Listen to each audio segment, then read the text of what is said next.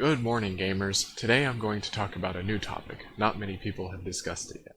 So brace yourselves because I'm going to say it. Fortnite Bad.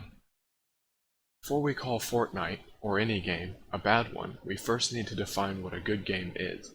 In his book, A Theory of Fun in Game Design, Raph Koster defines games as puzzles to teach patterns in a safe environment with low risk. He clarifies that games in general give the player an evolutionary advantage, because if they can recognize the patterns, they can apply them in real life. This is applicable to more than just video games.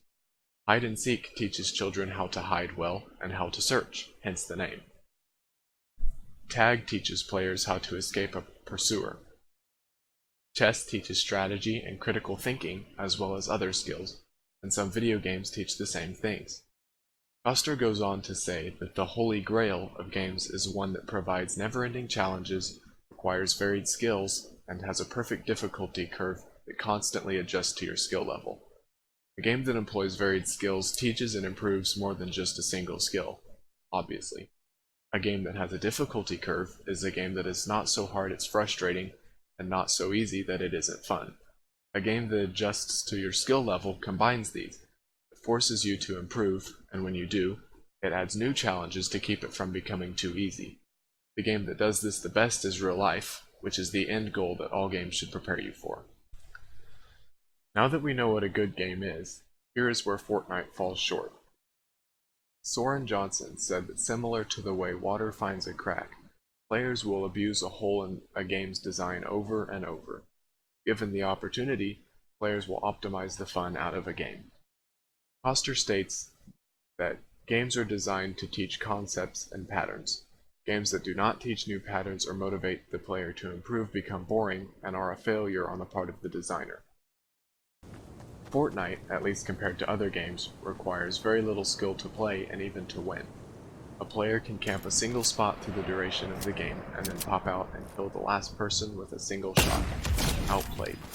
This strategy is so viable they added a feature to make it even more viable. Even worse, the game makes people feel as if they did well and outperformed the other players by rewarding bad playstyles such as this. This lack of skill can make the game stale to players who are looking for new patterns. Games that are dubbed walking simulators do not teach anything other than possibly basic navigation. Fortnite has this problem. There is a lot of wasted time.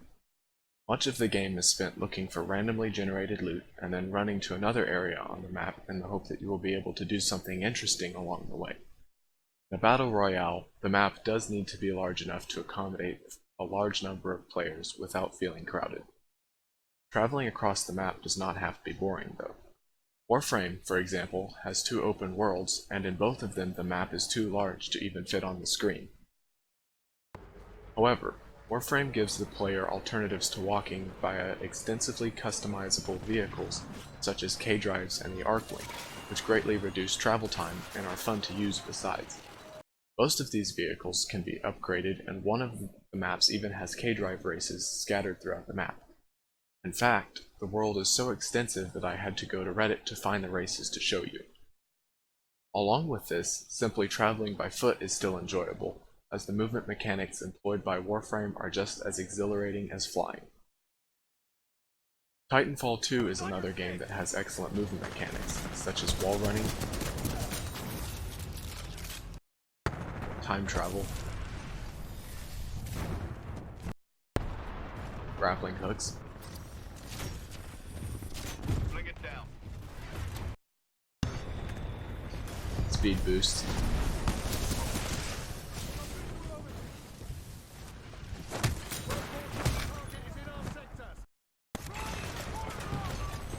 glide hopping, and giant million-dollar robots that fall from the sky.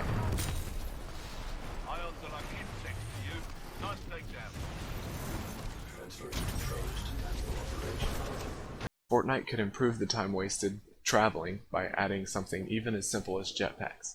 This would take up less time walking and make the time spent moving from place to place more exciting. Reduced downtime means more time spent learning and mastering patterns by playing the rest of the game.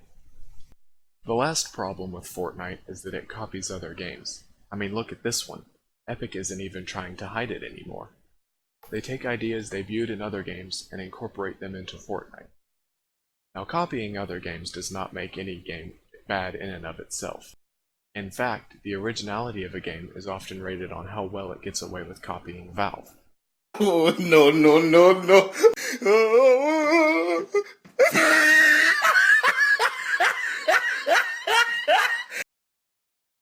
However, Fortnite does not use these concepts to their fullest extent.